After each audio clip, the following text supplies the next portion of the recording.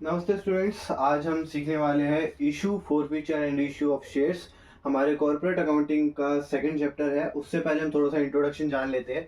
Types of companies क्या होती है। देखो, टाइप्स ऑफ कंपनी दो टाइप से अभी हम सीख सकते हैं। पहला होता है जो मोड ऑफ इनकॉर्पोरेशन, कैसे वो खोली जाती है। इनकॉर्पोरेशन का मतलब जो उसका प्रोसेस होता है कंपनी खोलने का। एक होती है प्राइवेट, एक होती है पब्लिक। सेक्शन कंपनी लॉ के सेक्शन 2 सब सेक्शन 68 के अंदर प्राइवेट कंपनी के बारे में दे रखा है कि प्राइवेट कंपनी होती क्या चीज़ है। ठीक है। और public company section 2 sub section 71 के अंदर। आपको ओवरव्यू दे देता हूँ, वैसे ही आपने 11th 12th में पढ़ के आ चुके होंगे।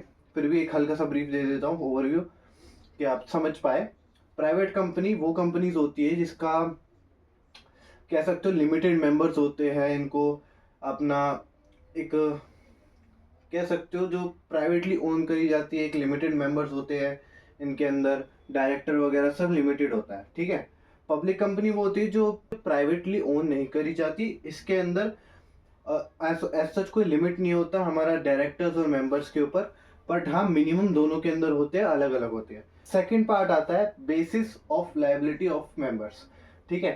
कंपनी के तीन टाइप और होते हैं जो लायबिलिटी ऑफ मेंबर्स, ये इतना इंपॉर्टेंट नहीं है, बस फिर भी आपके नॉलेज में होना चाहिए। एक कंपनी लिमिटेड बाय शेयर्स, कोई भी कंपनी जो शेयर्स के यानी कि सेक्शन 2 सब सेक्शन 22 के अंदर दिया गया है। एक कंपनी जिसके भी मेंबर्स की लायबिलिटी लिमिटेड होती है according to memorandum to the amount, by the memorandum to the amount, तो वो कंपनीज लिमिटेड बाय शेयर्स होती है। Companies limited by guarantee section 2 section 21 के अंदर ये दे रखा है। जो भी कंपनीज की लाइबिलिटीज वगैरह लिमिटेड होती है उनके मेंबर्स की बाय गारंटी वो सब। और unlimited companies section 2 sub section 91 के अंदर दे रखा है। अनलिमिटेड कंपनीज हालांकि उतनी कॉमन रेयर है इंडिया के अंदर, उतनी ज़्यादा कॉमन नहीं है। कंपनीज लिमिटेड बाय शेयर्स काफ़ी ज़्यादा कॉमन है अभी इंडिया के अंदर। तो अभी जो हमने कंपनीज पढ़ी उनके अलावा भी कुछ कंपनीज होती है। सबसे पहले सेक्शन 2 सब सेक्शन 6 के अंदर हमें एसोसिएट कंपनी के बारे में बता रखा है। सेक्शन 2 सेक्शन 42 के अंदर में फॉरेन कंपनी के बारे में बता रखा है। ये भी टाइप्स ऑफ कंपनी बता रहा हूँ अदर देन दोज कंपनी जो मैंने अभी प्रीवियसली डिस्कस करी। सेक्शन 2 सब सेक्शन 45 के अंदर गवर्नमेंट कंपनी है। लिस्टेड एंड अनलिस्टेड कंपनीज भी होती है। सेक्शन 2 सेक्शन सब सेक्शन 85 के अंदर स्मॉल कंपनीज आती है।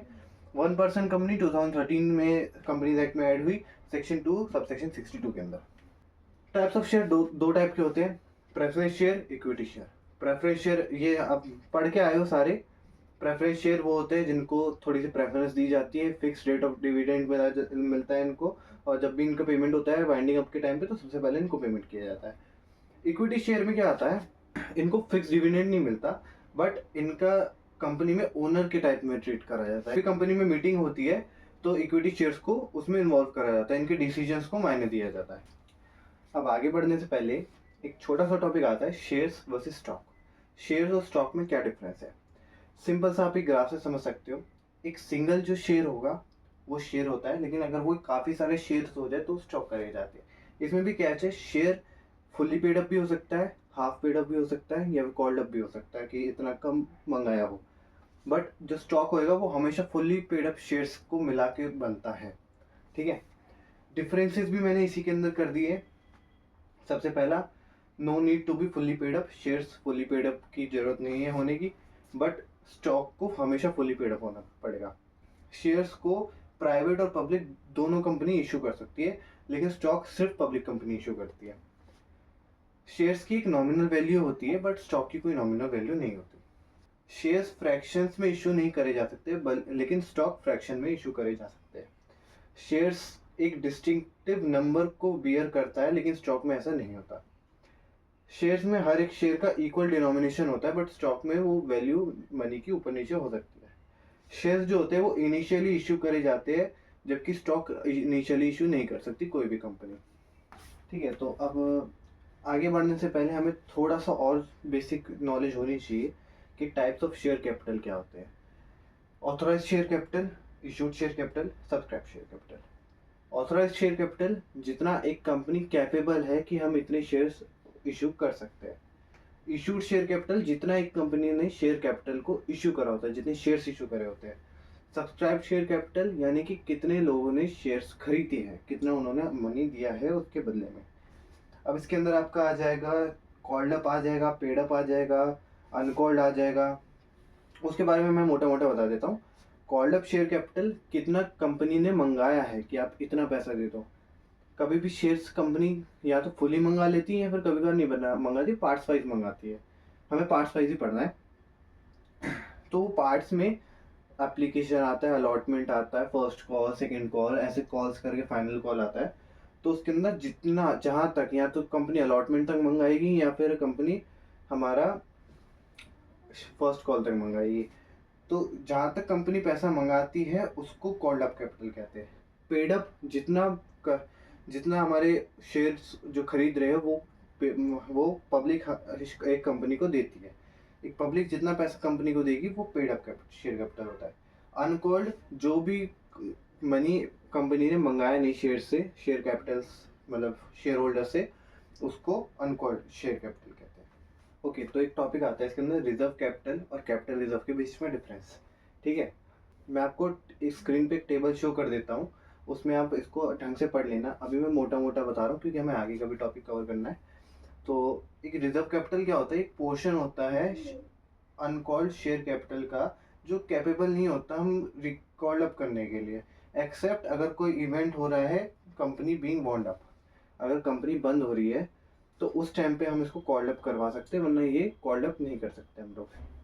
वही कैपिटल रिजर्व क्या होता है, एक टाइप का प्रॉफिट हो गया आपका। जब आप शेयर फॉरफीचर करते हो, आप शेयर फॉरफीट करते हो, उसके वो जो अमाउंट बचता है उसके जब आप री इशू कर देते हो, फिर वो री इशू के अंदर जितना अमाउंट आपका लग जाता है उसके बाद जो अमाउंट बचा रहता है वो कैपिटल रिजर्व है।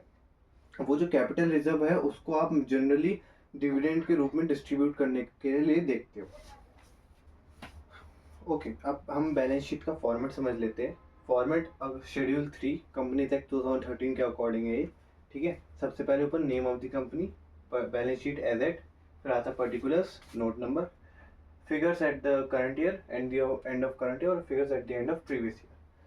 सबसे पहले आता है इक्विटी एंड लाइबिलिटीज, उसके अंदर शेयर होल्डर फंड आता है, इसके अंदर हमारा share capital, reserve and surplus वगैरह आता है।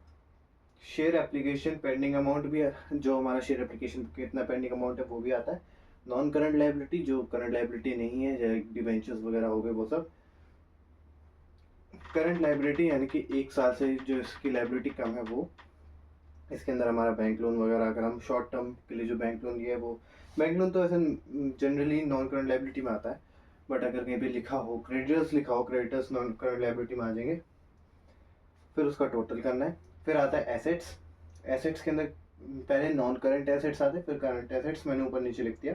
पहले नॉन करंट एसेट्स आएंगे, लाइक हमारा furniture and fixture, land, building, machinery जो भी होता है। फिर आता है हमारा करंट एसेट्स यानी कि इन्वेंट्री हो गया हमारा, जो जनरली एक साल के लिए हम यूज़ करते हैं, वो वाले एसेट्स। ओके, तो अभी हम इसका लॉजिक समझेंगे। जब हम शेयर्स को इश्यू करते हैं तो उसमें क्या लॉजिक बैठता है। सबसे पहले एप्लीकेशन, हम शेयर इशू करते हैं तो एक एप्लीकेशन आती है, सबको अपना मनी शेयर्स खरीदने हैं तो पहले पैसा देना पड़ेगा। एप्लीकेशन भी जो मनी मंगाया जाता है वो सबसे पहले रिसीव होता है, फिर हम उसको ड्यू या फिर ट्रांसफ़र कह सकते हो, ट्रांसफ़र करते हैं शेयर कैपिटल में। फिर उसके बाद वाले जितनी भी होती है हमारा अलॉटमेंट, और उसके जितनी भी कॉल्स और फाइनल कॉल होती है, उसमें सबसे पहले हम इसको ड्यू करते हैं, पहले मंगवाते हैं शेयर होल्डर से, उसके बाद वो लोग भेजते तो हम रिसीव करते हैं। तो पहले हम उसको share allotment to share capital करते हैं, फिर बैंक टू शेयर अलॉटमेंट करते हैं, एंड आगे ये जनरल एंट्रीज है। एप्लीकेशन में क्या रहता है हमारा, पहले bank account debit to share application account, फिर share application account debit to share capital account. तो एप्लीकेशन के अंदर पहले हमें रिसीव हो जाता है, फिर हम उसको ट्रांसफ़र करते हैं, बाकी सब में पहले हम ड्यू करते हैं, फिर उसको रिसीव करते हैं। तो इसके आगे की जनरल एंट्रीज मैं नेक्स्ट वीडियो में कवर करूँगा, क्योंकि वीडियो थोड़ी सी लंबी होगी। मैं ज़्यादा एक घंटे वाली वीडियो नहीं बनाना चाहता, आधे घंटे वाली, 10 मिनट्स काफ़ी रहता है एक बंदे को सीखने के लिए। तो नेक्स्ट वीडियो में मैं इसकी जनरल एंट्रीज करूँगा और साथ ही साथ इसका लॉजिक और क्लियर करूँगा। अभी आप इसका लॉजिक मैंने जो बताया इसको आप समझ लो, ठीक है। तो आज के वीडियो के इतना ही। Thank you and bye bye.